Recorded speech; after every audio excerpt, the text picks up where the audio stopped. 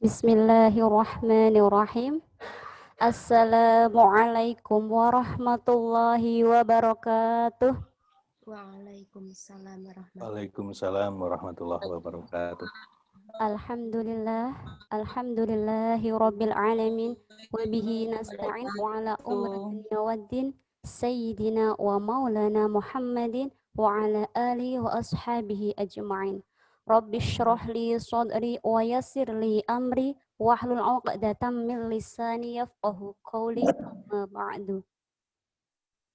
Yang kami hormati Ketua Yayasan Bina Insani Purwodadi, yang kami hormati Kepala SDIT Al-Firdaus Purwodadi, yang kami hormati Ustadz dan Ustadzah Wali kelas 1, 2, dan 3 SDIT Al-Firdaus Purwodadi, yang kami hormati Ayah dan Bunda Wali Murid kelas 1, 2, dan 3 SDIT Al-Firdaus Purwodadi. Segala puji bagi Allah yang telah melimpahkan kenikmatan bagi kita semuanya, sehingga kita dapat berkesempatan untuk bertolabul ilmi bersama.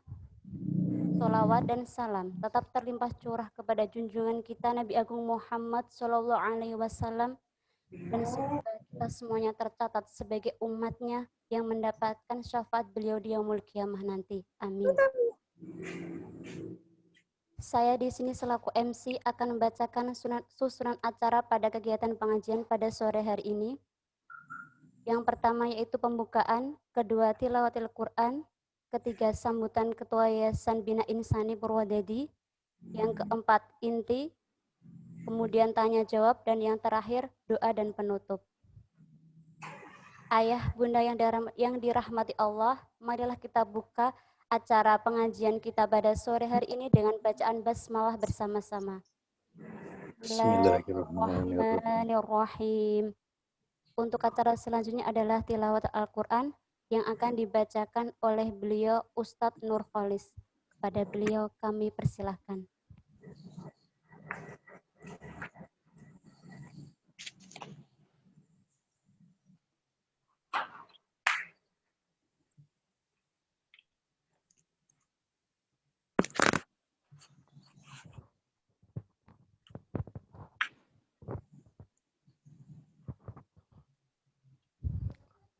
Bismillahirrahmanirrahim. Assalamualaikum warahmatullahi wabarakatuh. A'udzu billahi minasyaitonir rajim. Bismillahirrahmanirrahim. Walaqad atayna Luqmanal hikmata an ishkur lillah. Wa man yashkur fa innama yashkur wa man kafara fa innallaha ghaniyyun hamid. Qala Luqman libnihi wa huwa ya'idhuhu ya bunayya la tusyrik billah inna syirka la dhulmun 'adzim. ووصينا الإنسان بوالديه حملته أمه وهنا على وهن وفصاله في عامين أن اشكر لي ولوالديك إلي المصير. وإن جاهداك على أن تشرك بي ما ليس لك به علم فلا تطعهما وصاحبهما في الدنيا معروفا واتبع سبيل من أناب إلي ثم إلي مرجعكم فأنبئكم بما كنتم تعملون. يا بني إنها إن تك مثقال حبة من خردل فتكن في صخرة أو في السماوات أو في الأرض يأتي بها الله إن الله لطيف خبير. يا بني أقم الصلاة وأمر بالمعروف وانه عن المنكر واصبر على ما أصابك إن ذلك من عزم الأمور ولا تصعر خدك للناس ولا تمش في الأرض مرحا إن الله لا يحب كل مختال فخور واقصد في مشيك واغضض من صوتك إن أنكر الأصوات لصوت الحمير صدق الله العظيم آخر كلام السلام عليكم warahmatullahi wabarakatuh.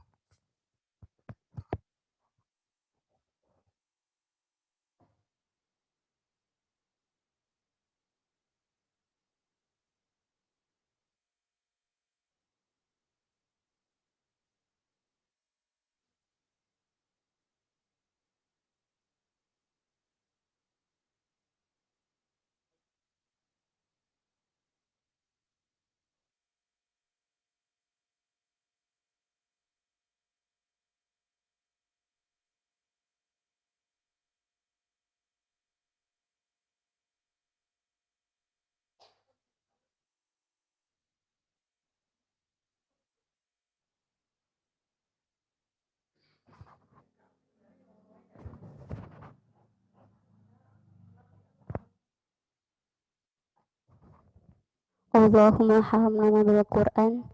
Semoga dengan bacaan tilawah Al-Quran yang dibaca oleh Ustaz Nurholis akan menambah keberkahan bagi kita semuanya pada sore hari ini. Untuk acara selanjutnya adalah sambutan, yang itu akan disampaikan dari Ketua dari Yayasan Bina Insani yang akan diwakilkan oleh beliau Bapak Teguh Budi Utomo. Kepada beliau kami persilahkan.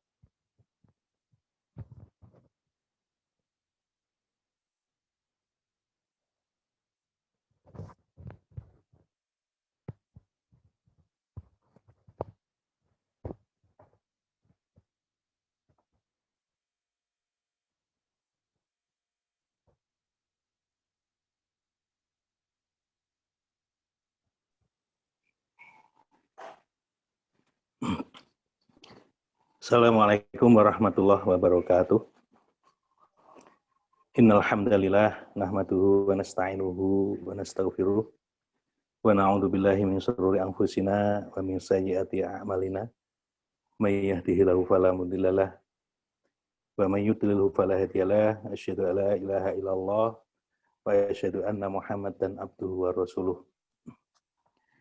Qala Rasulullah sallallahu alaihi wasallam, ittaqullaha haitsu ma kunta wa atbi'is sayyatal hasanata tamhuha wa khaliqin nas bi khuluqin hasan. Amma ba'du, yang saya hormati Bapak Kepala SDIT Al-Firdaus, segenap guru dan karyawan yang hadir di Zoom online ini, serta ayah bunda yang saya hormati pula yang hadir di Zoom meeting ini, yang tidak bisa saya sebutkan satu persatu. Marilah kita panjatkan puji dan puja syukur kehadirat Allah yang telah melimpahkan kenikmatannya kepada kita semua, sehingga di sore hari ini kita masih diberi kesempatan oleh Allah ya, untuk bermuajahah meski dalam daring atau meski di dalam online semacam ini. Selanjutnya, sholawat dan salam semoga tercurah kepada Nabi Muhammad SAW beserta keluarga, sahabat, dan orang-orang yang senantiasa istiqomah di jalannya. Ayah bunda yang saya hormati, di depan saya sampaikan bahwasanya di dalam hadis dikatakan ittaqullaha haitsu ma kunta. Bertakwalah kepada Allah dimanapun kita berada. Jadi kita di dalam keadaan apapun, di ruang apapun, di tempat apapun, kita diminta untuk bertakwa kepada Allah Subhanahu wa taala. Wa atbi'is hayatal hasanatam khuha, dan ikutilah ya, perbuatan yang jelek itu dengan perbuatan baik kita. Artinya apa? Bukan berarti kok kita itu melakukan perbuatan yang jelek terus nanti harus baik, itu enggak. Artinya itu ya ketika kita melakukan perbuatan jelek itu berarti khilaf kita ya kepada Allah Subhanahu wa taala. Ketika kita sudah mengingatnya maka kita harus segera mengikuti dengan perbuatan yang baik. Insya Allah nanti akan menghapus ya dosa-dosa perbuatan yang jelek tersebut. Ibu Bapak yang saya hormati, ayah bunda yang saya hormati, selanjutnya wa kholiqin nas bi khuluqin hasan, yaitu pergaulah manusia ya dengan cara yang baik, ya, dengan cara yang hasan. Ibu Bapak yang ayah bunda yang saya hormati, kita meskipun di masa pandemi semacam ini kita harus tetap semangat ya. Meski di dalam pandemi Covid semacam ini memang segala aktivitas kita juga dibatasi. Ya. Tatap muka kita tidak boleh terlalu banyak sehingga ada wasilah Zoom semacam ini bisa kita gunakan untuk senantiasa mengisi ya, di dalam nasihat menasehati semacam ini. Kemudian harus kita jaga semangat tersebut ayah bunda, karena dengan bekal semangat itulah maka amal-amal perbuatan kita nanti akan senantiasa istiqomah untuk melaksanakannya. Kemudian yang selanjutnya saya ucapkan terima kasih ya, di dalam ayah bunda berpartisipasi dalam acara pengajian ini istilahnya parenting ya. Parenting di dalam masa pandemi semacam ini memang sangat penting ayah bunda, sehingga meskipun di dalam kita mendidik anak nih, utamanya di lingkungan Al-Firdaus ini ya, di mana-mana juga demikian, tetap dengan cara online daring tidak mengurangi makna di dalam pendidikan tersebut, sehingga hasilnya juga akan bisa tercapai meskipun tidak semaksimal ketika offline. Ini kami ucapkan terima kasih yang sedalam-dalamnya kepada ibu, ayah, bunda semua yang sudah berpartisipasi dalam Zoom meeting ini. Kemudian yang selanjutnya adalah kita disuruh bertakwa kepada Allah. Ya, tentunya takwa berkaitan dengan amal kita. Ya, amal baik itu adalah sesuatu yang kita laksanakan dari bangun tidur sampai mau tidur lagi. Ya, ini adalah amal kita kepada Allah Subhanahu wa taala. Maka ketika kita bangun tidur sampai mau tidur lagi, perbuatan yang kita lakukan itu apa saja? Apakah menjadi amal baik kita? Di dalam hadis juga dikatakan ahabbul a'mali ilallahi ta'ala adwamuha wa in qalla. Ya. Amal yang paling dicintai oleh Allah adalah amal yang terus-menerus atau continue atau dikatakan istiqomah meskipun itu sedikit gitu. Jadi lebih baik kita itu membaca Al-Qur'an ya, mungkin 1 lembar tapi istiqomah setiap hari daripada kita membaca Al-Qur'an jarang-jarang tapi membacanya banyak tapi enggak istiqomah. Lah ini yang dinamakan terus-menerus semacam itu Ibu Bapak ya.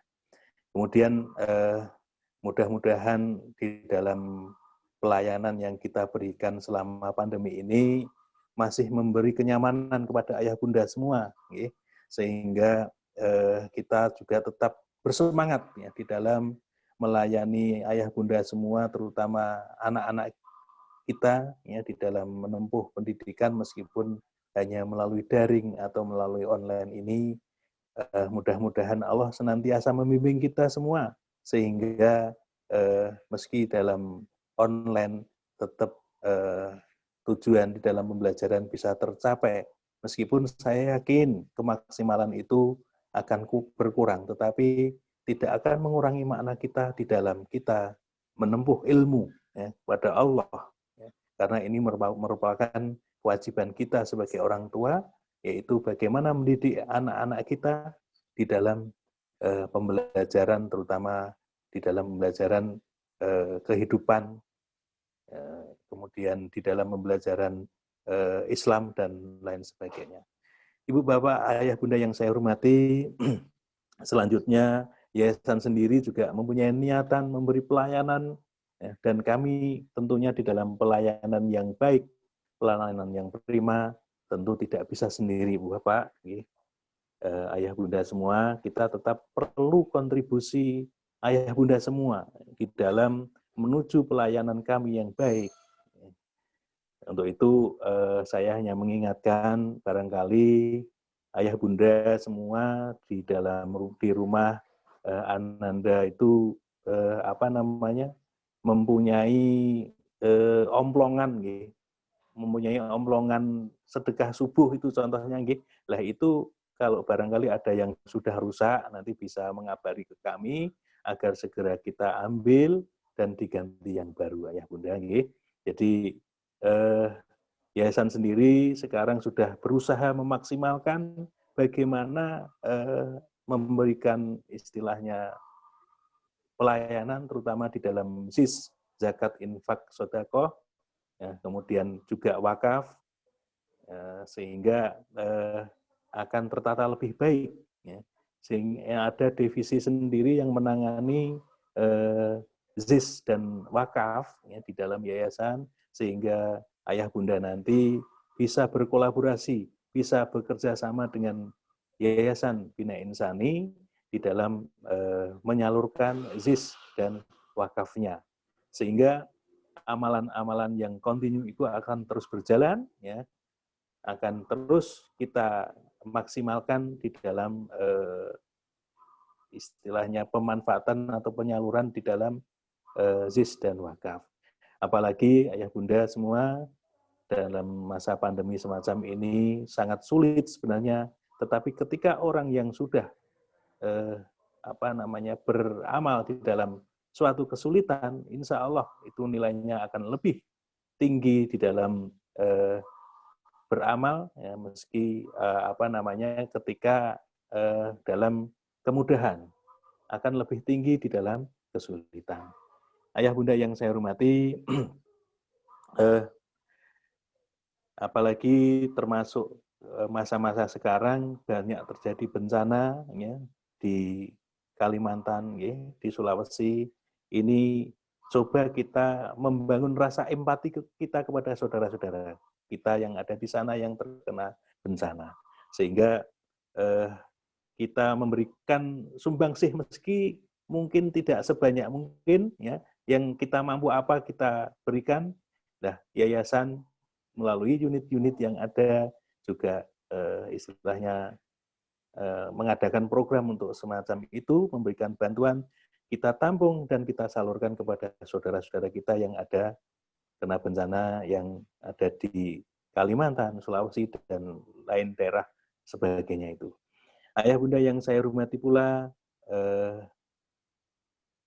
selanjutnya juga di dalam pelayanan ZIS atau zakat, ya, ayah bunda mungkin yang mempunyai penghasilan yang mencapai nisab, ya, yayasan juga sudah memberikan pelayanan, nanti akan melayani jemput zakat panjenengan, ya, ayah bunda semua.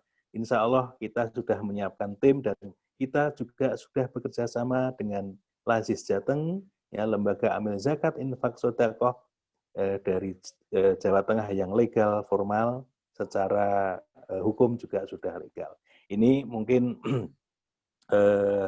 sebagian dari amal-amal kita yang nanti bisa disalurkan melalui yayasan. Selanjutnya ayah bunda yang saya hormati, saya mengingatkan sekali lagi bahwasanya tidak jangan putus semangat, ya, di dalam kita menyemangati anak-anak di dalam belajar dan mengamalkan apapun yang menjadi amal baik kita secara kontinu, secara istiqomah dalam hal apapun, baik itu dalam hal tenaga, pikiran, harta benda, dan lain sebagainya. Demikian ayah bunda yang saya hormati, selamat mengikuti pengajian atau parenting pada sore hari ini. Mudah-mudahan apa yang nanti menjadi materi di dalam acara ini bisa bermanfaat untuk kita semua, dan menambah bekal iman dan takwa kita. Selanjutnya saya sampaikan jazakumullah khairan katsira. Al-haqqu min rabbikum wa la takunanna minal mumtarin. Wassalamualaikum warahmatullahi wabarakatuh. Waalaikumsalam warahmatullahi wabarakatuh. Jazakumullah khairan katsiran kepada Bapak Teguh atas sambutannya. Untuk acara selanjutnya adalah acara inti. Acara inti pada pengajian pada sore hari ini yaitu adalah tentang parenting di masa pandemi yang akan disampaikan pembicara kita yaitu Ustazah Hardian Julansari SP. Kepada beliau kami persilahkan.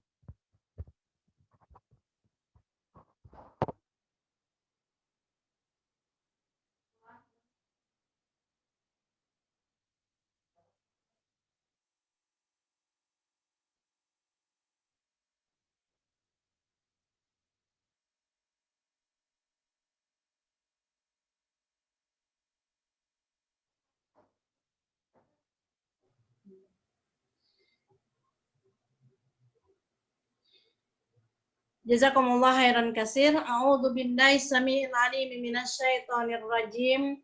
Bismillahirrahmanirrahim. Assalamualaikum warahmatullahi wabarakatuh. Innal hamdalillahilladzi hamdan syakirin bi ni'matillahi fina. Lakal hamdu bil iman, lakal hamdu bil islam. Lakal hamdu bil Qur'an, wa lakal hamdu bil mali wal banina wal ahli wal mu'afah. Wa lakal hamdu fi hadhil majlis. Ashhadu alla ilaha illallah wahdahu la syarikalah wa ashhadu anna Muhammadan abduhu wa rasuluhu la nabiyya ba'da. Allahumma ati nufusana taqwaha wa zakkiha anta khairu man zakkaha anta waliyuha wa maulaha. Qalallahu fil Qur'anil Karim, a'udzu billahi minasy syaithanir rajim. Bismillahirrahmanirrahim. Ya ayyuhalladzina amanu inna min azwajikum wa auladukum aduwwan lakum fahduruhum. Wa in ta'fu wa tasfahu wa taghfiru fa innallaha ghafurur rahim. Shadaqallahul azim. Bapak Ibu yang dirahmati oleh Allah Subhanahu wa taala, keluarga besar sekolah IT Al-Firdaus yang dirahmati Allah Subhanahu wa taala, tentu kembali kita syukuri nikmat yang berjalan atas hidup kita sampai sore yang mubarakah ini, terutama nikmat iman, nikmat Islam, begitu juga nikmat keluarga, anak-anak dan keturunan yang diberikan Allah, menyempurnakan perjalanan kita dalam berkeluarga.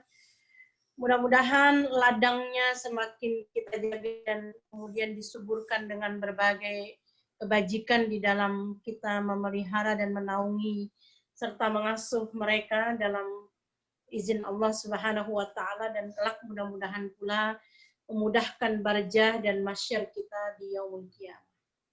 Salawat dan salam juga semoga tercurah penuh kepada Nabiullah Muhammad sallallahu alaihi wasallam yang dengannya kita telah mendapatkan banyak bimbingan, nasihat dan contoh yang kita bisa nikmati dalam sabda dan sirahnya. Mudah-mudahan seluruh upaya kita untuk berikhtiar meniti perjalanan untuk ittiba kepadanya menjadi sebab kelak bertemu dengan syafaatnya yang agung di yaumul qiyamah. Bapak Ibu yang dirahmati Allah Subhanahu wa taala, mungkin kita akan sedikit sharing dan diskusi ya tentang parenting di masa pandemi. Yang tahu di hari ini saya menjumpai wali murid kelas 1 sampai kelas 3 ya. Yang tentu di skala usia, dia adalah usia peralihan antara pola asuh laibuhu kepada adabahu. Pola asuh yang berubah dari yang tadinya adalah raja, ya, anak yang menjadi raja bagi dua orang tuanya, kemudian beralih kepada tawanan dalam adab dan akhlak yang dituntun oleh keduanya. Tentu ini adalah masa emas yang tidak bisa dielakkan, harus dipelihara menjadi aset dan momentum terbaik yang istimewa, walaupun tentu kita yakini bahwa tidak ada momentum pengasuhan yang sempurna ya, karena kita adalah manusia biasa ya, yang dipenuhi dengan alfa dan khilaf. Akan tetapi dengan memahami bahwa ini adalah masa terbaik, masa emas, yang kemudian di sana kita menanam investasi adab, akhlak, dan tentu juga adalah kenangan-kenangan baik tentang pengasuhan, kasih sayang, bimbingan, tuntunan. Maka tentu ini adalah usia yang cukup krusial untuk menjadikan sebagai momentum-momentum yang utama ya, yang kita kemudian berharap kelak menjadi pondasi utama juga untuk mereka berjalan, meniti ruang waktu yang kelak mendewasakan mereka, hingga selalu saja harapannya adalah selamatlah mereka dalam urusan dunia dan selamat pula mereka dalam urusan akhirat. Ini yang kemudian menjadi renungan kita tentu di sisi usia ya. Kemudian mukadimah saya juga ingin menyampaikan, dalam mukadimah ini saya ingin menyampaikan juga betapa memang Allah memberikan nasihat yang sangat agung di dalam surat An-Nisa ayat 9, di mana Allah Subhanahu wa taala mengatakan a'udzubillahi minasyaitonir rajim wal yahsal ladzina law taraku min khalfihim dzurriyyatan di'afan khafu 'alaihim falyattaqullah wal yaqulu qawlan sadida.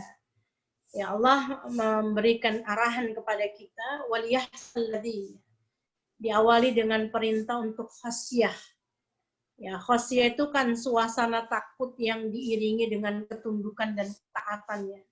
Takutlah kamu kepada Allah, manakala nanti kamu meninggalkan anak keturunanmu dalam keadaan dzurriyatan di'afan, yaitu keturunan yang lemah. Dan definisi lemah dalam tafsir ayat ini memang disinergiskan dengan bahasa waris ya. Akan tetapi secara hakikat para ulama bersepakat dzurriyyatan di'afan atau generasi yang lemah atau anak-anak yang lemah adalah mereka yang lemah dari sisi iman, dari sisi ilmu, akhlak, dan juga tentu lemah dari sisi kemampuan finansial ya. Bagaimana mereka berdiri di atas kakinya sendiri. Dan Allah kemudian mengulang kita untuk khafu alaihim, dan takutlah, karena kalau khasyah itu biasanya lebih dekat dengan takut yang iramanya vertikal, tapi kalau khaufu atau khauf itu takut dalam irama yang horizontal begitu ya. Jadi kita berhati-hati kepada urusan-urusan yang terkait dengan anak dan keturunan. Karena di sana memang tidak bisa kita pungkiri uburagam ujian yang kemudian berjalan tidak akan sedikit ya. Waktu demi waktu, tahun demi tahun, ternyata ya tidaklah kita temui kecuali anak itu menghadirkan juga ujian-ujian selain perhiasan yang menyenangkan kita. Karena memang hakikat anak pada dasarnya adalah al-aulad itu bainal zinnah wal fitnah. Anak-anak kita adalah bagian dari dua mata sisi yang selalu akan menghadirkan ujian kepada kita, yaitu antara perhiasan dan fitnah. Dari sinilah, dari pijakan inilah kemudian kita memang harus berjuang penuh ya, sampai kemudian Allah menyampaikan di dalam ujung kalimat di surat An-Nisa tadi ayat 9, kemudian Allah menutupnya dengan waliyaqulu qaulan sadida. Berkomunikasilah dengan mereka, berinteraksilah ya. Bimbing, tuntunlah mereka dengan qaulan sadida. Qaulan sadida ini secara terminologi atau secara makna adalah perkataan yang membekas dalam jiwanya, begitu ya. Tidak harus keras dan tegas, tapi pasti menghadirkan gerak jiwa yang berangkat untuk memenuhi kebaikan-kebaikan yang secara fitrah memang telah Allah tanam di dalam diri seorang anak ya. Karena kullu mauludin yuladu alal fitrah. Setiap anak itu lahir dengan fitrah yang kuat sebenarnya. Fa'abawahu, barulah ayah ibunya yang akan menentukan bagaimana mereka memperforma dan men-setting kehidupan seorang anak pada perjalanan berikut. Jadi berangkat dari ayat yang tadi saya sampaikan bahwa kita diminta untuk merasa takut ya, dan takut di sini bukan takut yang menghadirkan cemas ya, karena yang harus kita ketahui percis bahwa takut kepada Allah itu sesungguhnya melahirkan kedekatan dan upaya untuk fastabiqul khairat. Berbeda dengan makhluk, takut kepada makhluk. Kalau takut kepada makhluk itu mendatangkan dimensi menjauh. Ya, kita takut kepada binatang buas, kita akan menjauh. Kita takut pada karena apa yang bentuk reptil ya, kita juga akan menjauh. Ya, bahkan mungkin orang yang takut pada kucing ya, yang sebenarnya cukup lucu ya, tapi karena memang takut dan mungkin geli atau apa ya, maka mereka akan berlari begitu ya, menjauh. Tapi kalau kita bicara takut kepada Allah, maka sesungguhnya irama takut itu mendatangkan sebab mendekat. Nah, itulah kenapa di dalam ayat ini Allah menyampaikan perintah untuk waliyah salladhi, yang menghadirkan rasa takut yang tidak berujung kepada cemas, tapi berujung kepada cita-cita, harapan, dan tentu juga upaya kita untuk bersungguh-sungguh menjalankan dan mengambil ikhtiar terbaik ya, yang kita bisa, karena memang tentu hak kita di dalam kehidupan seorang anak adalah berikhtiar. Sementara tentu hasil itu tetap menjadi hak prerogatif Allah Subhanahu wa Ta'ala. Bapak Ibu yang dirahmati Allah Subhanahu wa Ta'ala, itu mungkin sedikit mukadimah yang saya sampaikan bahwa memang tugas parenting atau pengasuhan di dalam usia 1 sampai 3, kelas 1 sampai kelas 3 dengan usia yang tadi saya sampaikan adalah usia transisi dari menghantar mereka yang tadinya laibuhu, raja bagi kita, kemudian menjadi adabahu, menawan mereka dengan adab dan akhlak. Ya, tentu secara teknis tidak cukup mudah ya, karena di situ mulai ada hal-hal yang tadinya tidak kita duga ya. Anak-anak kita yang mungkin di usia di bawah 7 tahun masih dalam posisi yang penuh kuat dengan fitrahnya, dimensi fitrahnya. Ada kebaikan-kebaikan yang cukup mengemuka ya, kemudian beralih kepada usia 7 tahun ya, mulai menunjukkan tabiat-tabiat yang sangat boleh jadi ini adalah bagian dari garis yang Allah tetapkan, karena kita meyakini di usia 4 bulan kandungan seorang anak di dalam rahim ibunya itu ada 4 ketetapan ya. Karena begitu 4 bulan maka Allah Subhanahu wa Ta'ala disampaikan dalam hadis arba'in yang keempat, yursalu alaikal malak, mengutus malaikat ke dalam rahim seorang ibu. Kemudian bikat bi arba'atin fayanfuhu fihi ruhu, ya, malaikat ditugaskan untuk meniupkan ruh, dan kemudian bikat bi arba'atin kalimatan, dan kemudian diminta untuk menuliskan sebagaimana ajal yang Allah hadirkan, yaitu menetapkan 4 perkara di dalamnya. Yang pertama adalah bikat bi ajalihi, wa bikat bi rizkihi, wa bikat bi amalihi, wa bikat bi sakiyun wasa'idun. Jadi ditetapkan 4 perkara terkait berapa umur yang akan berlaku atas hidupnya, berapa kadar rizkinya, dan bagaimana amal perjalanan kehidupannya, dan yang keempat kadar dari musibah dan bahagia. Jadi 4 hal itu telah ditetapkan Allah dalam alam rahim. Dan yang paling misterius tentunya adalah di posisi ketiga ya, wa amalihi, wa bikat bi amalihi, ditetapkan amal dan karakter seorang anak pada saat ia di dalam kandungan seorang ibu dalam rahim ya. Nah, ini yang kadang-kadang memang menjadi ujian yang tidak kita elakkan ya. Mulai 7 tahun, mulai ada banyak suasana yang kita harus temui ya.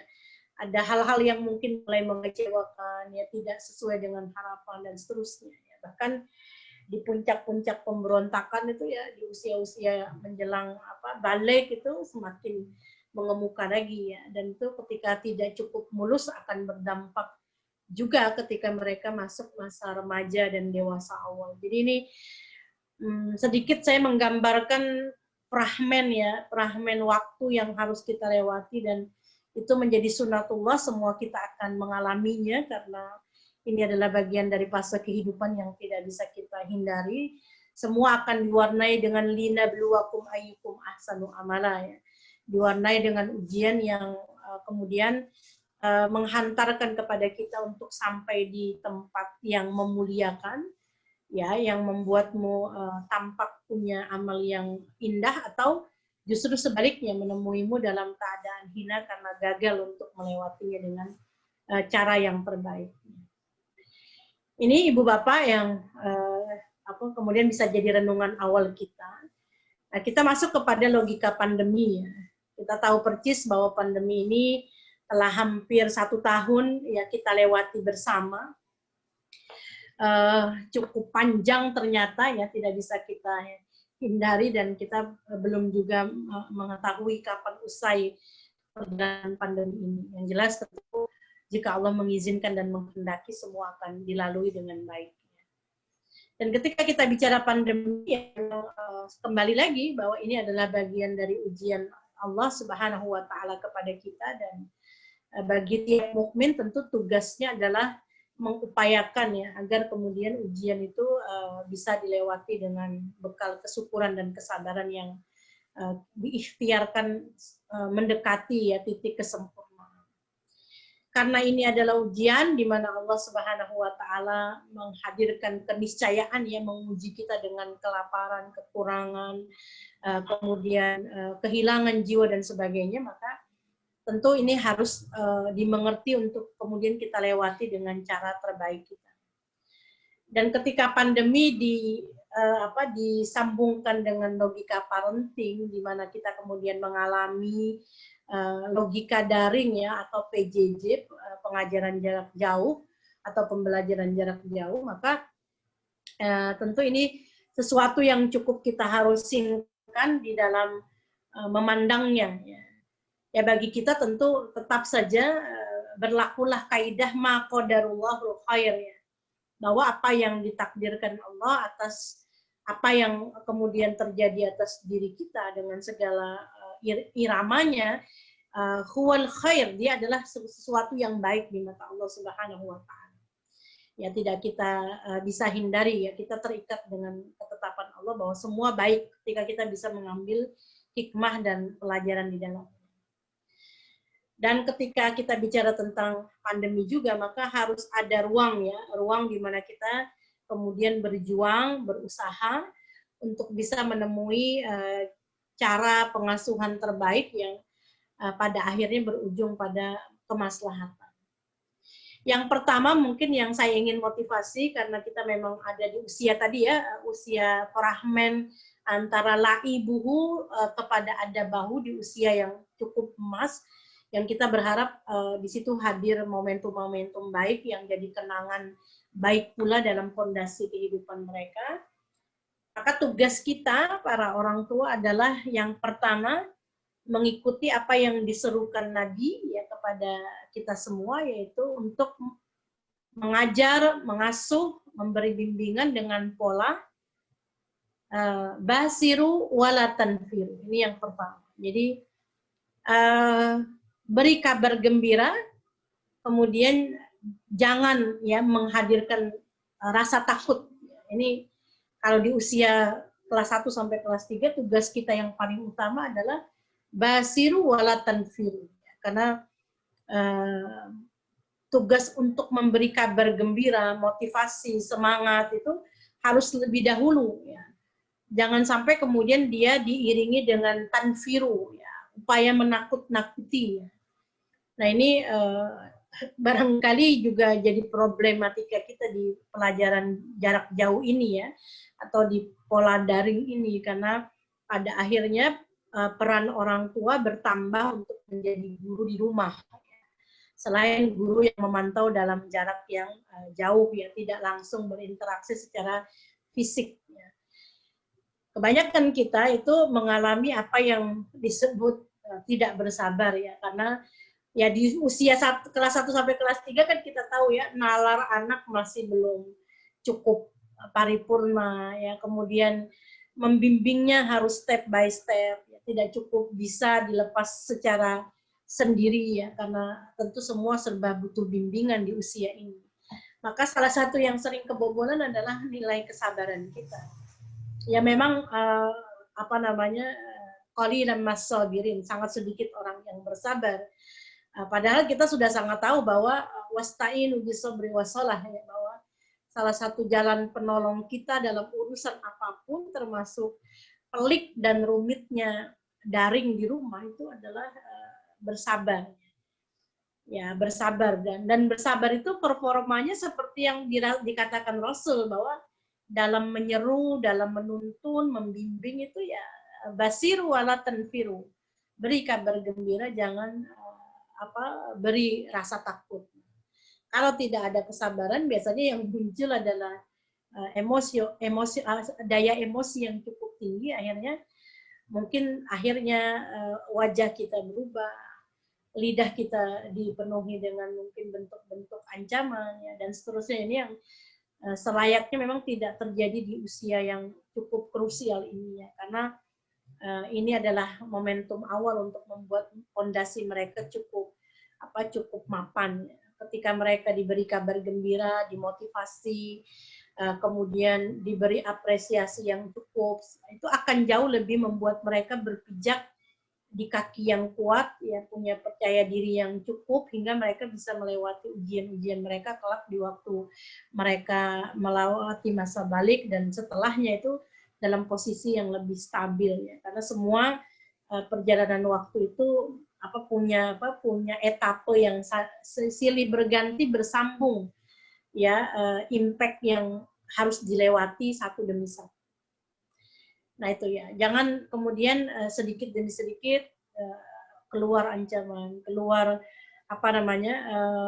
bahkan kadang-kadang ya non sewu, ya, sering terjadi juga caci maki, atau bahkan mungkin sumpah serapah yang, ya, saya sangat yakin ya hal tersebut bukan disengaja dan bukan sesuatu yang memang diinginkan, ya. Kadang-kadang lahir karena spontanitas, mungkin rasa lelah, letih, dan mungkin juga diselingi amarah yang, ya, sebenarnya mungkin amarah itu kepada diri kita sendiri, ya, karena kita tidak cukup mapan dan piawai dalam mengurus anak-anak kita.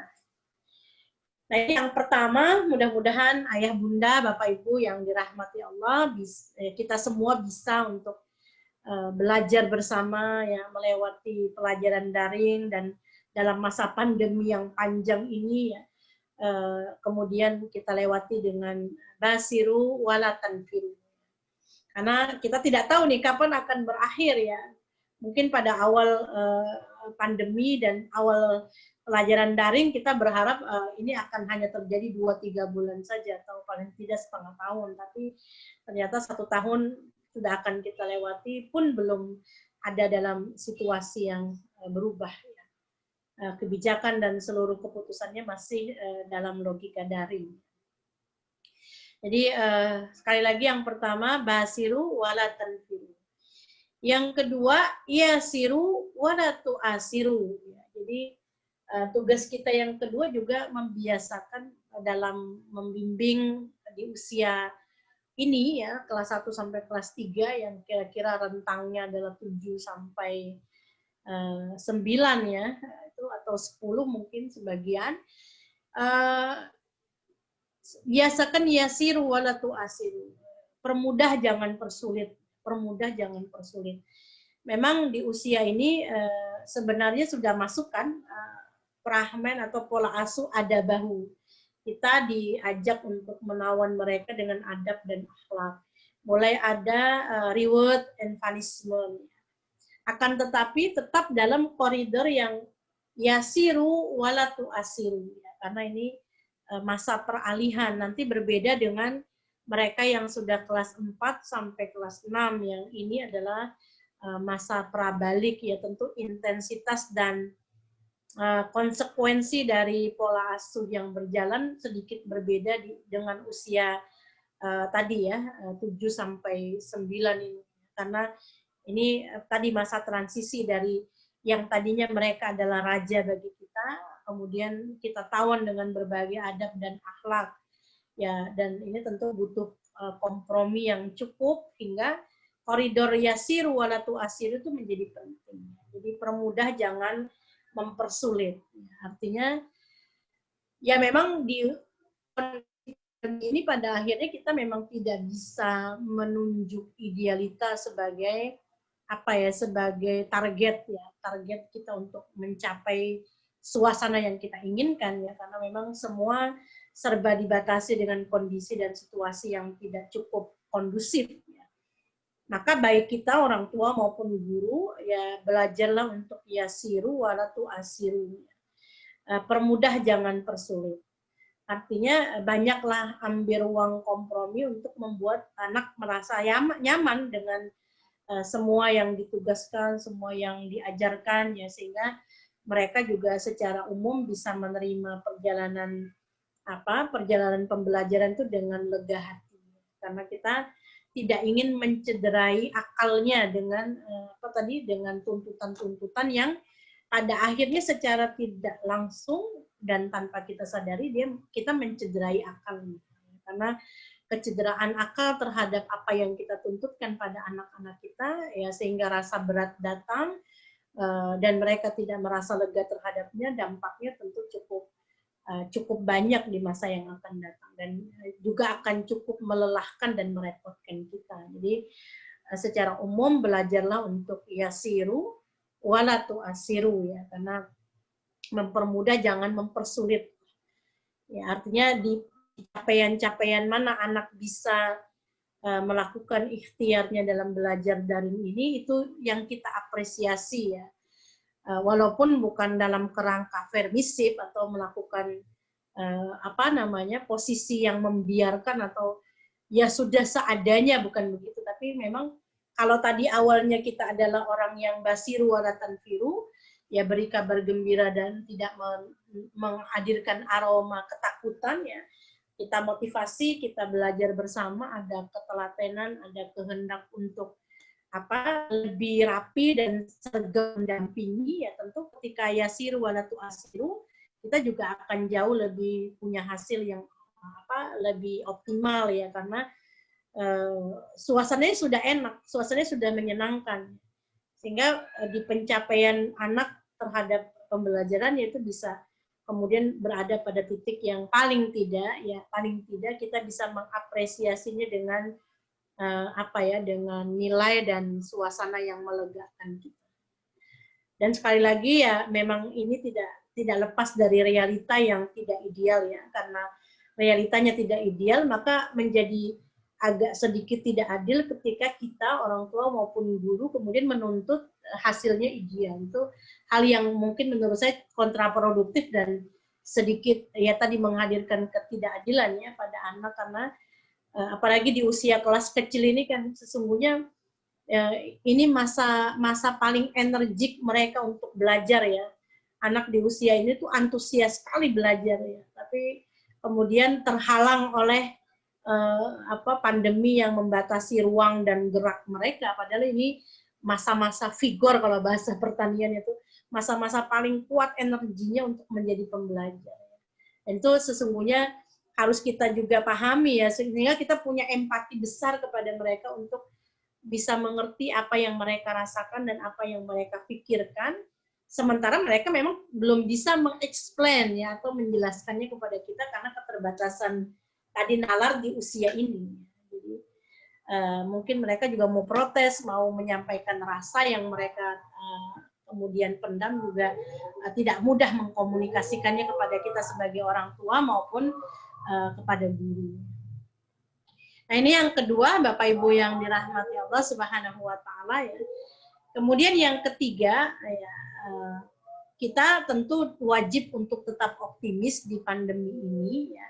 Karena tentu letak cita-cita anak dan bagaimana mereka kemudian berjalan di muka bumi dengan segala ujiannya itu amat ditentukan oleh optimisme ya, dari prasangka-prasangka baik yang kita kumpulkan, walaupun kita didera dengan fakta pandemi yang tidak menyenangkan ya, yang kemudian mungkin juga tadi sekali lagi membatasi ruang-ruang idealita pembelajaran dan sebagainya yang kita hadapi bersama ya. Kenapa ya? Karena dalam sabda Rasulullah SAW ya, dalam hadis yang sahih, Rasul menyampaikan sabdanya, "Idza tamanna ahadukum falyukassir fa inna yas'alu rabbahu."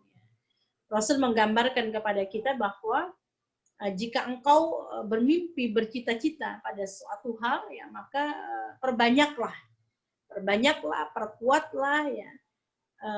Kenapa? Karena fa inna yas'alu rabbahu, karena bagian-bagian dari bangunan optimisme, pengharapan dan mimpi kita itu adalah bagian dari munajat dan permohonan kita kepada Allah Subhanahu wa taala. Dan seorang anak akan mendapatkan investasi dari mimpi dan cita-cita orang tuanya. Ya, karena di sanalah desah nafas kita bahkan akan menjadi bagian dari nilai permohonan di hadapan Allah yang ketika kemudian kita menyampaikannya terus-menerus dalam energi dan irama yang sama, tetap optimis, tetap yakin bahwa di dalam kehidupan anak-anak kita yang ya kalau bahasa Jawanya mungkin dilalah ya, atau kalau dalam bahasa Arab biiznillah, dengan izin Allah mereka harus bertemu dengan ruang pandemi panjang ini, itu tetap membuat mereka kemudian akan melaluinya dengan berbagai cerita yang mendewasakan, mematangkan mereka juga dalam kehidupan. Ya, banyak orang sedikit berkomentar yang akan terjadi masa kebodohan anak di sepanjang beberapa dekade, beberapa waktu ke depan ya, karena pandemi menghadirkan pembelajaran yang tidak optimal. Tapi bagi saya, kita harus meyakini ya, karena ini memang qadarullah, sesuatu yang telah ditetapkan Allah, sementara kita terikat dengan kalimat hadis qudsi, ma qadarullahul khair, apa yang ditetapkan Allah pasti baik. Maka kita juga harus yakin bahwa walaupun pandemi ini kemudian menjadi cerita yang kebetulan anak-anak kita itu mendapatinya, maka insya Allah mereka mendapatkan pembelajaran-pembelajaran lain ya, yang mungkin tidak cukup sama dengan generasi sebelumnya. Ya, karena tadi idza tamanna ahadukum falyukassir fa inna yas'alu rabbahu. Kita diajari betul untuk berjuang, tetap membangun mimpi, membangun harap, membangun cita-cita ya, agar kemudian kita terus meletakkan harapan itu menjadi prasangka baik yang terpelihara, karena Allah mengikuti prasangka hambanya. Baik prasangkamu padaku, maka baik yang akan datang bagimu. Buruk yang engkau prasangkakan kepadaku, buruk pula yang datang bagimu. Ya, dan tentu ini adalah pertaruhan yang tidak main-main ya, bagi seorang ibu dan seorang ayah. Maka anak-anaknya adalah pertaruhan prasangka mereka kepada Allah.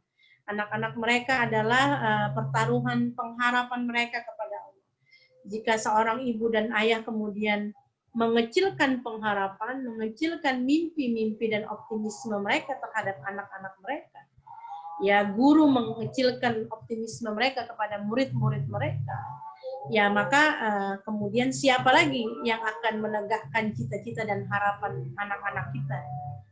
Ya, karena di bahu mereka kelak kita meyakini akan ada perjalanan panjang yang kita berharap kita bisa meletakkan tafaul tadi ya, optimisme, roja, pengharapan dan mimpi yang tetap berkobar gitu, sehingga pada akhirnya mereka bisa juga melewatinya dengan cara terbaik ya. Walaupun tiap anak pasti punya ujiannya sendiri-sendiri. Ini yang ketiga yang mudah-mudahan kita berharap Allah Subhanahu wa taala menolong ya, dan memberikan bimbingan kepada kita. Tanpa bimbingan dan pertolongan Allah, tentu kita sangat yakin apalah kita ini ya, dan kita sangat sulit untuk melewatinya dengan cara terbaik kita.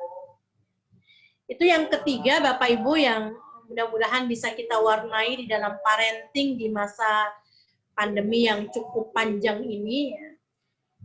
Kemudian yang keempat yang juga kemudian harus hadir di dalam diri orang tua ya, dalam parenting dan pengasuhan kepada anak-anak mereka, ya tidak lain tentu adalah doa dan munajat terbaik mereka untuk anak-anak dan keturunan mereka. Ya, tentu sandaran kita kepada Allah adalah ad-du'a.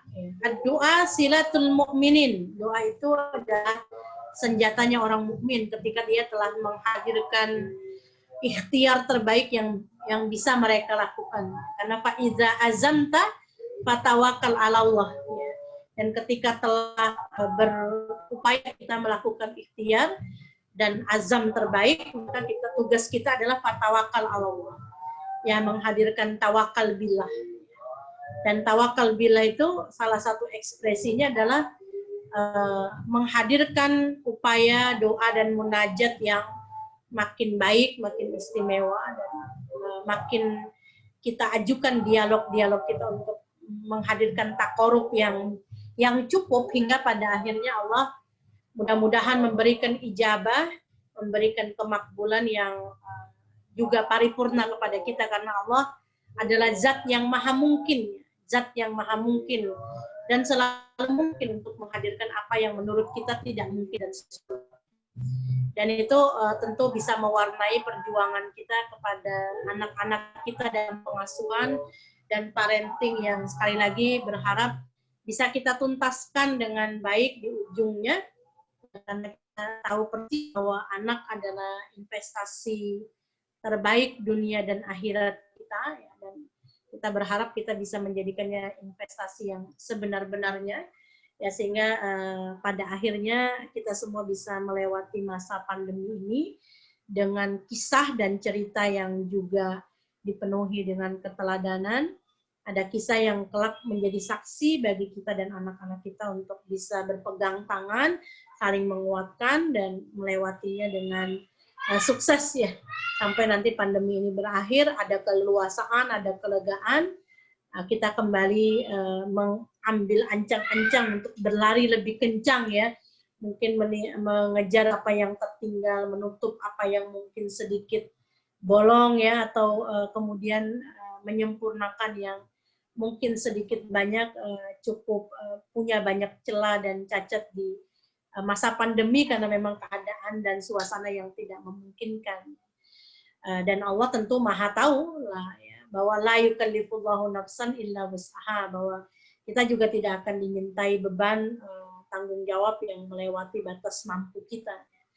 Dan sekali lagi mudah-mudahan Allah memberikan segenap ruang ruang kesyukuran dan kesabaran atas anak-anak kita, ya, karena Nabiullah Ibrahim alaihissalam berhasil menjadikan anak keturunannya menjadi para nabi dan para rasul, tentu dengan bekal tahmid yang tidak pernah terputus atas kelahiran Ismail dan Ishak. Zakaria alaihissalam membesarkan Yahya dalam segenap doa yang tidak pernah terputus, ya. Bahkan Nabi Yahya sebelum dilahirkan telah dihadirkan doa kepadanya oleh ayahnya, ya, untuk menjadi manusia yang kelak diridhoi Allah dan diridhoi manusia, yang bisa menyambung warisan kebaikan dari kakek dan ayahnya. Sekali lagi, anak bagi kita bukan sekedar penyempurna kehidupan berumah tangga, bukan sekedar menjadi kebahagiaan sebuah pernikahan karena merasa lengkap terhadapnya, tapi lebih dari itu kita tentu harus punya itikat untuk memposisikan anak sebagai bagian dari cara kita berbekal di hadapan Allah Subhanahu wa Ta'ala. Karena kelak ada masa di barzah yang amat panjang, yang hanya akan bergantung pada 3 perkara yang tidak terputus, yaitu doa anak yang soleh, kemudian amal jariah, dan ilmu yang bermanfaat. Ketiga-tiganya itu sesungguhnya sangat mudah kita dapati ketika kita berkonsentrasi menghadirkan bimbingan, pengasuhan, dan juga tentu pendidikan dan pembinaan, naungan, kasih sayang yang cukup berarti di masa kehidupan mereka. Dan tentu Allah Subhanahu wa Ta'ala tidak akan membiarkan kita merasa berat sendirian, ya, karena wala ya'iduhu hibduhum. Allah tidak pernah merasa berat menanggung semua beban-beban kita. Maka ketika kok di panjang pandemi ini pengasuhan menjadi terasa berat, ya, berarti memang yang sedang terjadi mungkin saja kita kurang bergantung kepada Allah. Karena Allah sudah menetapkan ya dalam ayatul kursi ya bahwa wala ya'idu hibduhum. Aku tidak pernah merasa berat menanggung beban hamba-hamba. Ya sampai kita kemudian diberikan lafaz doa ya untuk wala tuhammilna ma la taqata lana bih. Ya Allah, jangan Engkau pikulkan beban yang tidak mampu kami memikulnya. Dan sekali lagi memang anak adalah amanah terbesar yang kemudian di sanalah kemudian kita bisa menemui seluruh pembelajaran hidup, karena anak-anak adalah sesungguhnya guru kehidupan bagi kita. Mereka menyempurnakan seluruh nilai penghambaan kita di hadapan Allah Subhanahu wa taala.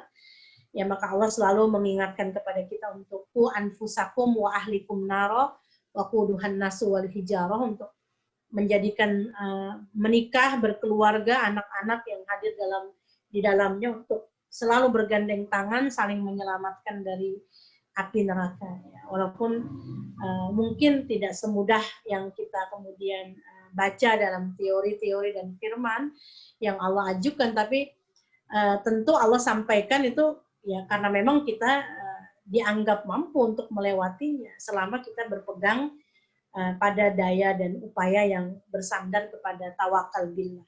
La haula wala quwwata illa billah, hasbiyallahu la ilaha illa huwa alaihi tawakkaltu wa huwa rabbul arsyil.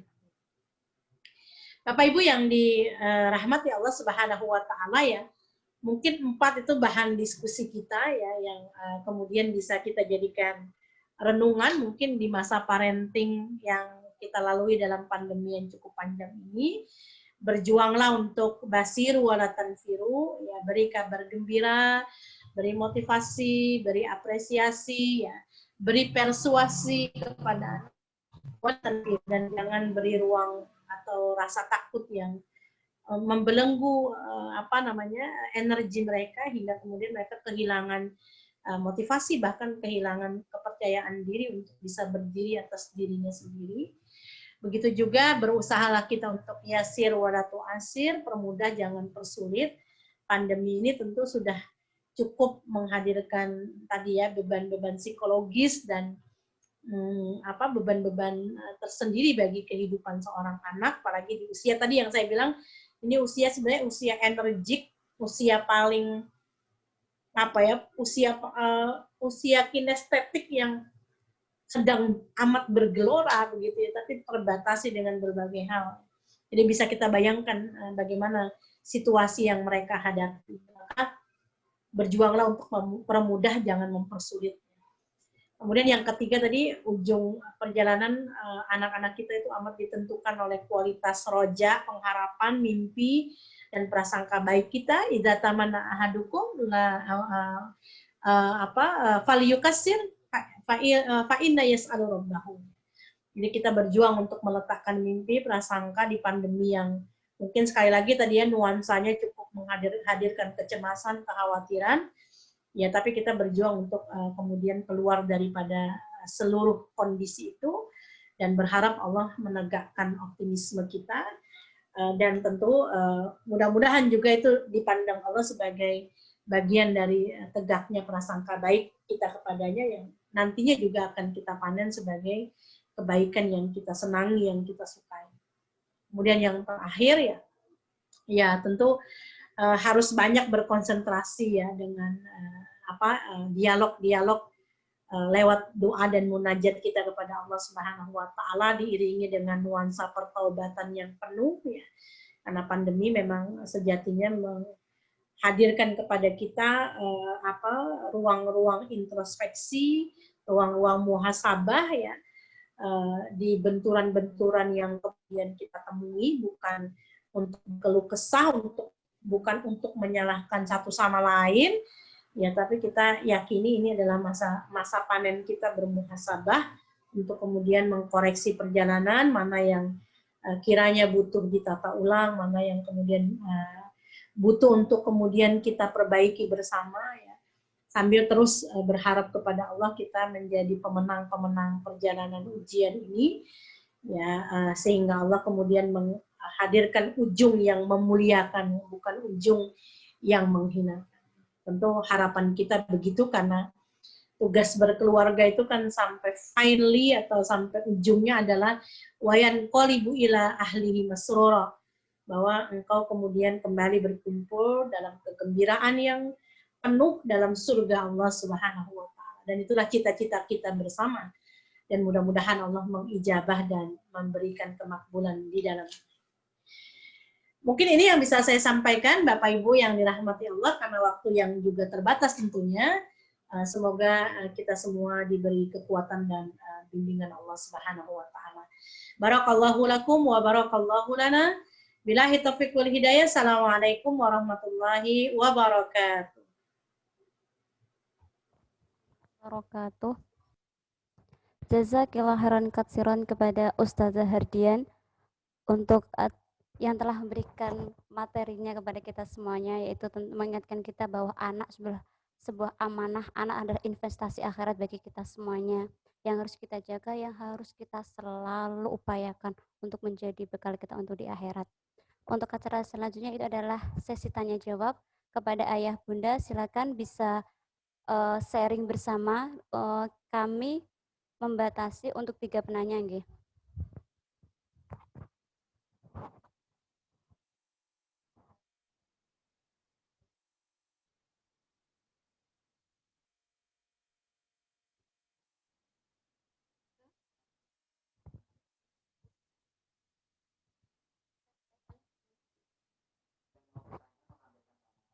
Jika yang ingin bertanya silakan lambaikan tangan.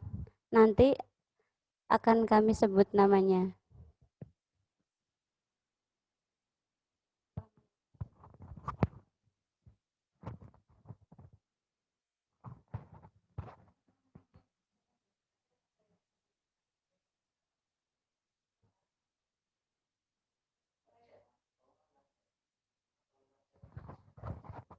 Atau mungkin bisa lewat chat juga bisa.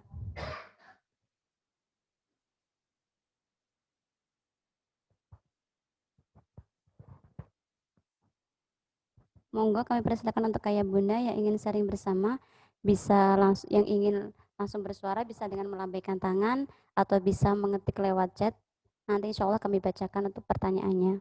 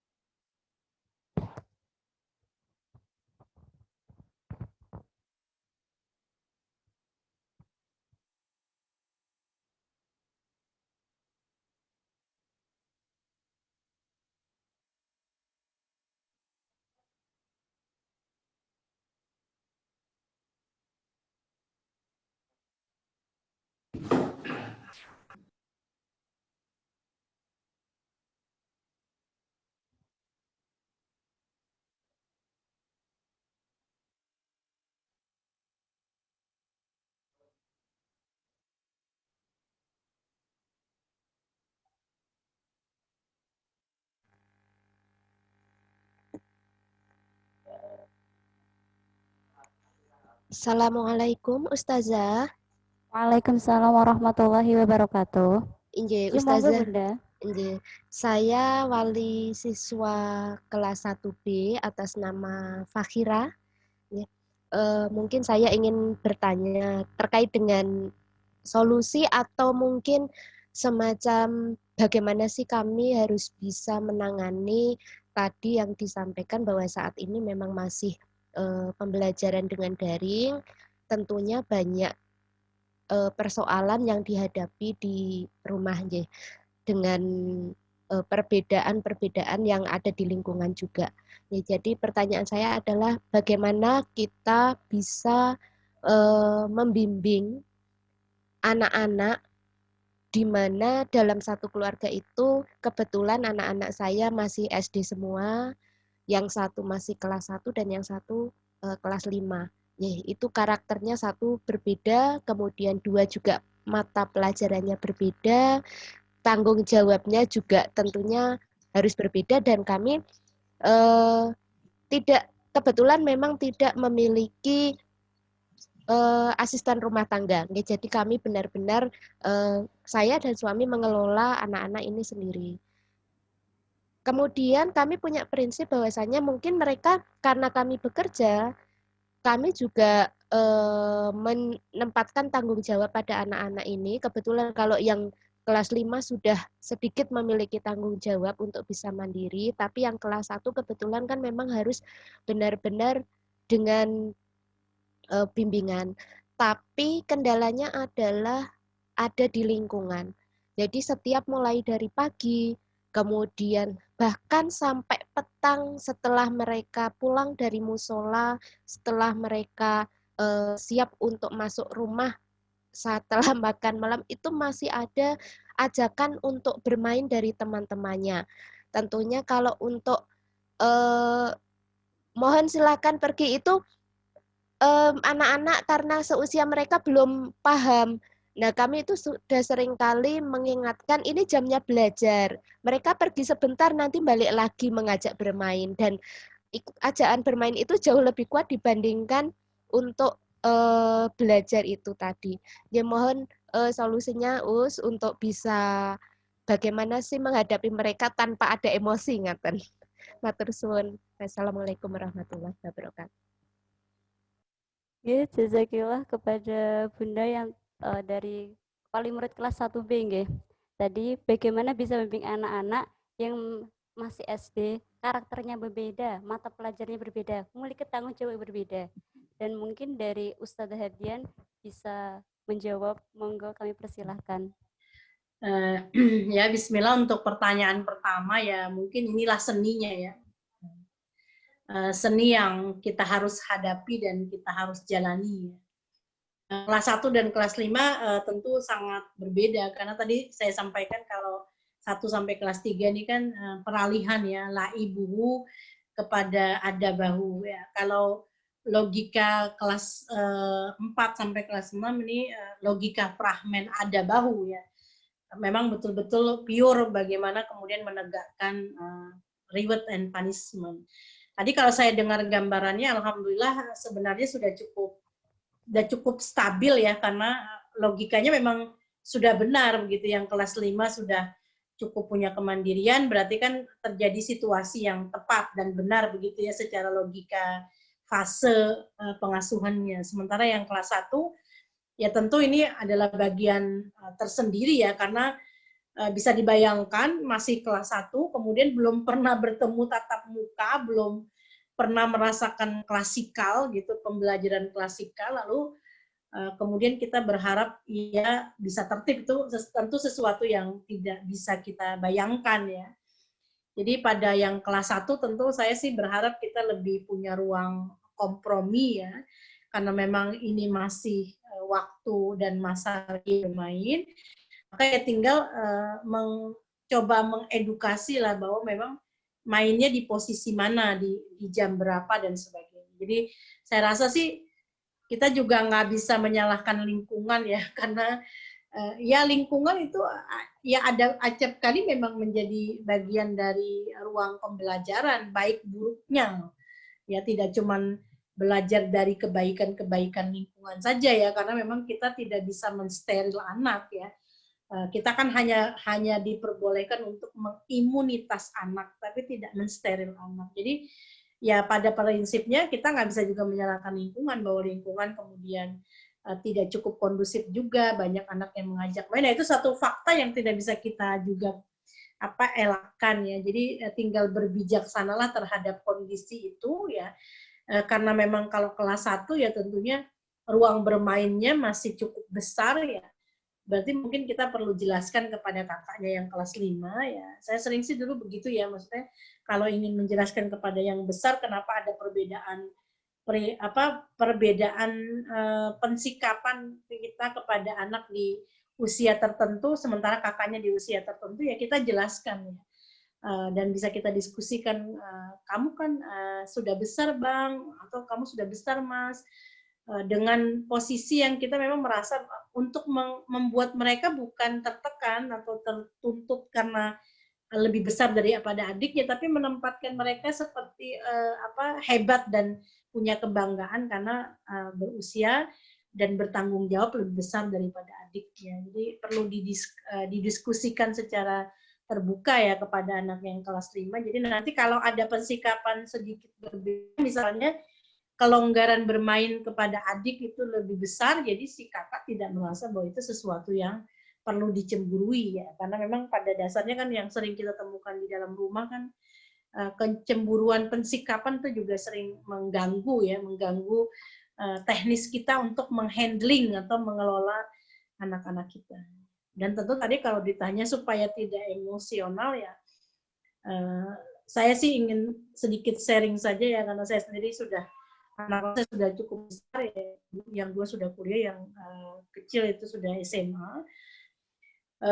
Memang ini yang harus kita perhatikan betul ya. Jadi mungkin energi yang sifatnya emosional betul-betul harus dihindari ya, dan ini harus disetel oleh akal kita bahwa emosi dan kemarahan-kemarahan yang tidak perlu ya, di usia-usia yang bahkan cukup tadi ya krusial, itu sesuatu yang kelak akan kita dulang dan kita panen sebagai keburukan. Jadi itu aja terus kita ingat-ingat, Bu. Ya, jadi begitu kita mau mengobral amarah dan emosi kita, itu kita ingat-ingat. Akan ada masa kamu memanen, akan ada masa kamu memanen. Mudah-mudahan itu akan membuat kita tercekat untuk mengobral atau mengumbar ya emosi dan amarah kita, karena ya tadi sekali lagi kita akan memanennya sebagai badai pada akhirnya. Dan itu tentu saya mengingatkan kita semua, termasuk diri saya pribadi ya. Dan ketika itu kita terus endorse atau kita hadirkan peringatannya kepada diri kita, dan kita pada akhirnya memahami, mudah-mudahan jiwa kita pun juga akan terkelola untuk bisa menahan perjalanan emosi dan kemarahan-kemarahan itu, yang sejatinya kan kalau kita mau persalahkan, siapa yang salah? Apakah anak kita?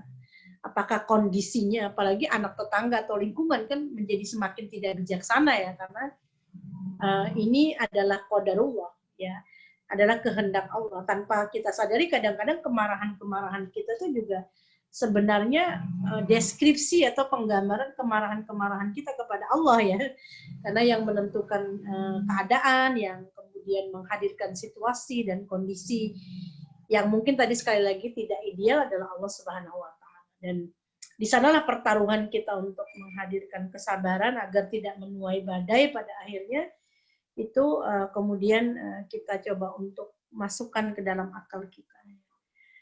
Ya, karena anak-anak ibu masih kecil, maka berjuanglah untuk menjauhi ruang-ruang amarah dan emosi, karena tadi sekali lagi ya, secara bijaksana kita harus meyakini kelak kita sendiri yang akan menuai badainya. Dan mudah-mudahan ibu-ibu semua beserta keluarga selamat dari kondisi yang demikian.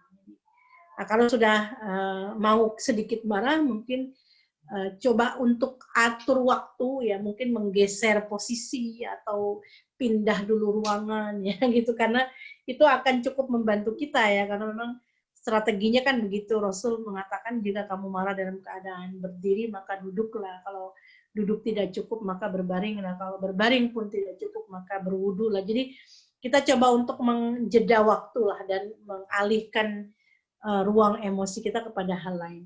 Berpindah dulu atau berpisah dulu dengan anaknya ya, nanti ketika sudah cukup agak reda ya kita kembali ya. Tentu ini butuh waktu yang lebih cepat ya, karena kita sedang mengajari anak dengan logika daring, bukan sekedar kemarahan biasa. Jadi harus segera move on lah ya, segera move on supaya kemudian kita tidak berada pada kondisi yang merugi pada akhirnya. Nah itu yang bisa saya sampaikan sih ya. Jadi mudah-mudahan kita bisa selamat lah dalam posisi ujian-ujian pandemi ini ya. Kali lagi menyelamatkan emosi kita adalah bagian dari kita untuk meredam badai yang akan datang. Ya, dan kita tahu persis kan perjalanan ujian tuh nggak akan setahun 2 tahun, tapi anak itu adalah bagian dari ya welcome to the jungle ya. Ada banyak hal yang tidak kita ketahui pada akhirnya pun menguji kita, dan mudah-mudahan itu dengan pondasi yang cukup dalam kesabaran dan kesyukuran, Allah lebih memudahkan kita untuk melewatinya. Mungkin itu jawaban untuk pertanyaan pertama. Wallahu a'lam bishawab.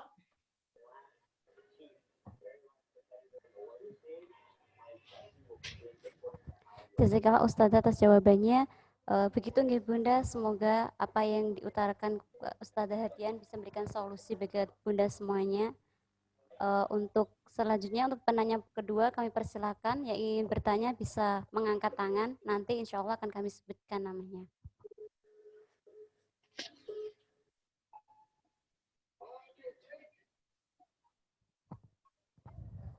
Oh, tidak ada yang mengangkat tangan. Oh, ini ada pertanyaan dari chat ya, akan kami bacakan.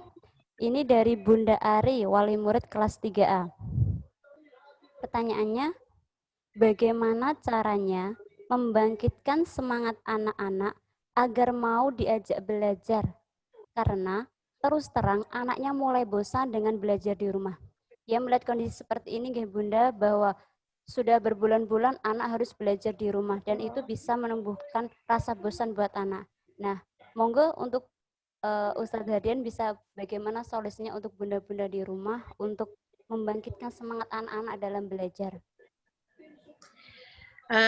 Ya, kalau untuk kelas 1 sampai kelas 3 sih saya rasa memang seyogianya yang harus kemudian dikoreksi ya tentu juga bobot KBM ya.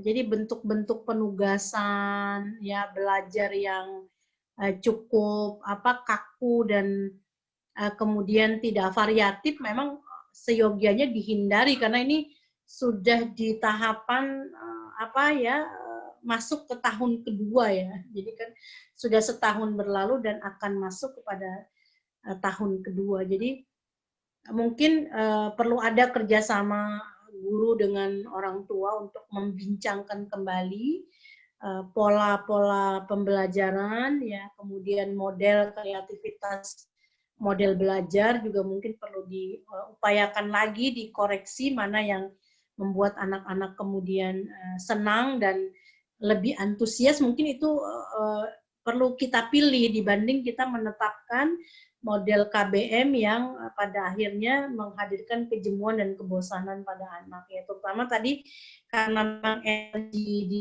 1 sampai kelas 3 ini kan cukup besar ya, mereka secara kinestetik, secara motorik ya, itu punya tuntutan untuk memuaskan energi mereka yang ya tadi powerful ya. Maka mungkin di posisi pembelajaran bentuk model kreativitasnya perlu diinovasi ulang ya, dikoreksi bolak-balik, jangan kemudian bentuknya sama dan sebagainya. Itu butuh komunikasi guru dengan orang tua untuk bisa saling memberi take and give ya dalam menghadirkan masukan-masukan model pembelajaran. Karena dengan begitu kita berharap sih semangat anak-anak tidak cukup lemah atau tidak cukup kemudian redup ya. Walaupun memang saya selalu mengingatkan bahwa memang ya tidak bisa dihindari ya, karena kalau rumah itu imajinasi anak kan leha-leha ya, istirahat ya dan sebagainya, dan itu yang mungkin jadi kendala bagi mereka untuk secara psikologis menikmati pembelajaran secara tertib, disiplin ya, dan kemudian juga menghadirkan etos belajar yang cukup ideal ya. Maka menurut saya sih tentu butuh ada refreshing ya. Di rumah mungkin juga kalau terlihat anak sudah mulai jenuh, mungkin ya memang harus ada kreativitas ya, mungkin cemilan makin banyak ya. Kemudian mungkin menjedanya sedikit keluar dengan bermain sesuatu yang mereka tidak duga ya, yang menyenangkan mereka. Memang harus putar otak sedemikian rupa ya. Atau ya tentunya ketika mereka terlihat gundah dan gelisah, maka perlu ada bonding ya Bu, ya bonding kepada mereka, entah mengelus kepalanya ya, memeluknya, kemudian ya menepuk bahunya gitu, untuk sedikit banyak memberikan empati bahwa I'm here to you gitu ya, for you. Ya saya di sini untuk kamu ya, dan selalu siap untuk berbagi gitu. Jadi harus ada apa ya, ada energi yang sifatnya memang membuat kita lebih bonding ya, lebih terasa dekat oleh mereka. Jadi mereka tidak menganggap kita menambah beban, tapi kita adalah pengurai beban gitu, yang sewaktu-waktu ketika mereka merasa lelah itu adalah sumber dari ruang kegembiraan mereka. Ya makanya senyumnya harus sumringah gitu ya Bu. Jadi memang dari sisi setelan dan desain wajahnya saja, gimmick kita tuh harus cukup berhasil ya menghadirkan semangat bagi anak-anak kita. Kalau gimmick kita aja sudah seperti pusing 7 keliling ya, apalagi kemudian diwarnai dengan mulut yang tidak habis berkeluh kesah, ya terdengar lagi di telinga anak ya menurut saya sih cukup wassalam ya, karena itu pasti meredupkan motivasi. Jadi memang harus dengan segala daya upaya ya, dari mulai gimmick ya, redaksi kata, bagaimana menyusun kalimat memotivasi, sampai kemudian kita bisa diskusi tentang model pembelajaran atau bobot KBM yang bisa kemudian kita kompromikan untuk bisa menghadirkan ruang yang membuat mereka tetap bisa punya daya atau etos belajar yang cukup antusias. Walau alam bisawab ya, mungkin itu yang bisa saya sampaikan. Dari orang tuanya Mbak Adiba kelas 2A. Pertanyaannya, saat usia 0 sampai 7 tahun sebelum masuk SD, fitrah anak tentang pengenalan kepada Allah tidak terpenuhi. Apakah bisa diperbaiki di usia sekarang? Mungkin di usia, maksudnya usia SD gitu ya, 8 tahun gitu. Jika bisa, bagaimana caranya memperbaiki supaya anak ada kemauan minimal mau melaksanakan sholat 5 waktu dengan kesadaran diri. Jazakillah. Ya, sama-sama Bunda. Mungkin yang dimaksudkan ini adalah bagaimana membiasakan anak, menyadarkan anak untuk mau melaksanakan sholat 5 waktu. Monggo kepada Ustazah Hadian kami persilakan untuk menjawab. Ya. Tadi telah saya sampaikan memang di usia 0 sampai 7 itu kan fitrah cukup kuat ya. Jadi kebaikan-kebaikan mereka itu sesungguhnya dikuatkan oleh fitrah Allah yang sebegitu kental ya di dalam jiwa mereka. Nah, begitu 7 tahun mereka mulai mengalami banyak hal ya. Makanya kemudian secara konsep ya begitu juga memang secara ya ini cerita lucu saja ya, mungkin saja dulu kita cukup berbangga anak-anak kita sholat sangat cukup rajin ya, begitu ajan mereka kemudian mengambil sarung pecinya bergegas menuju musola atau masjid yang dekat dengan rumah. Anak-anak perempuan kita ambil kenanya, begitu juga berlari kecil untuk segera sampai di masjid dan musolanya. Dan kita menurut kita itu adalah sebuah keberhasilan karena itu bagian episode yang kita syukuri ya. Tapi kita cukup tidak sadar bahwa sesungguhnya larinya dan rajinnya mereka ke musola dan masjid kita sebenarnya sangat boleh jadi dibangun oleh bingkai bermain ya, karena kita tahu bahwa masjid itu tempat yang luas dan kemudian tidak ada ibu yang cukup rempong melarang ini dan itu gitu ya, karena terbatasnya ruangan di rumah kita.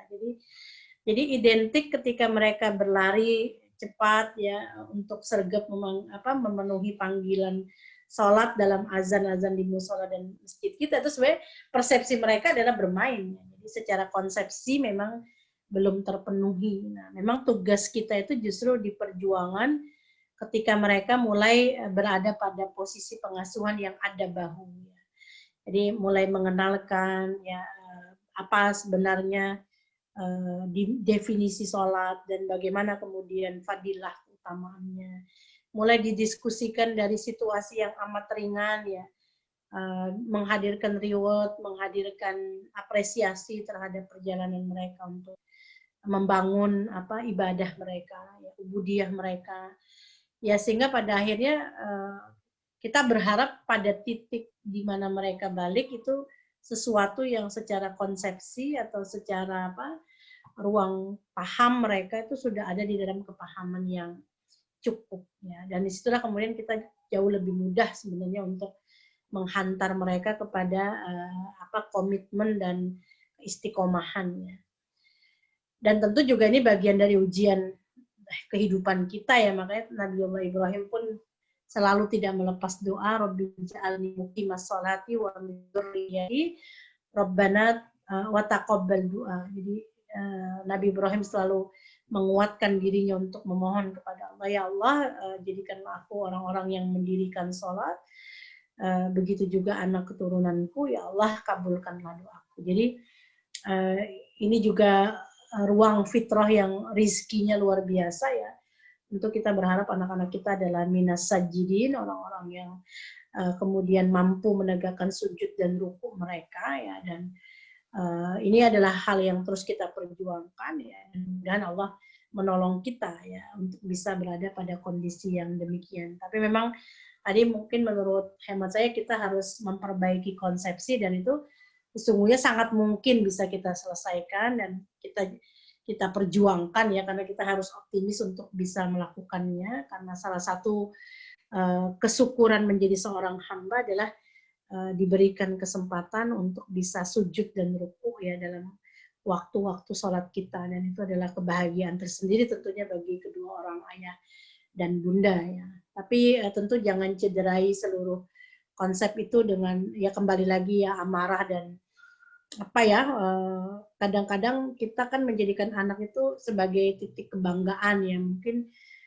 akhirnya kepleset juga kita dalam kesombongan dan keangkuhan ya, ingin menegakkan anak-anak kita dalam sholat-sholat yang istiqomah, tapi sebenarnya mungkin terselip dalam jiwa kita angkuh dan sombong, ingin menjadikan anak-anak kita sebagai kebanggaan. Lihatlah anakku, anak yang soleh, lihatlah anakku, anak yang menegakkan sholat dan seterusnya, dan akhirnya mungkin tidak ujungnya boleh jadi menjadi ujian bagi kita. Jadi memang harus dicermati dan diteliti dengan hati-hati begitu ya Bu. Mudah-mudahan kita bisa berjuang ya kembali lagi untuk berada dalam ku anfusakum wa ahlikum naro wa quduhan nasu wal hijau. Jangan semangat dan jangan kemudian mematahkan juga jiwa anak kita untuk bisa menjadi pribadi yang makin soleh dan dekat dengan Tuhannya. Mungkin itu wallahu a'lam bishawab.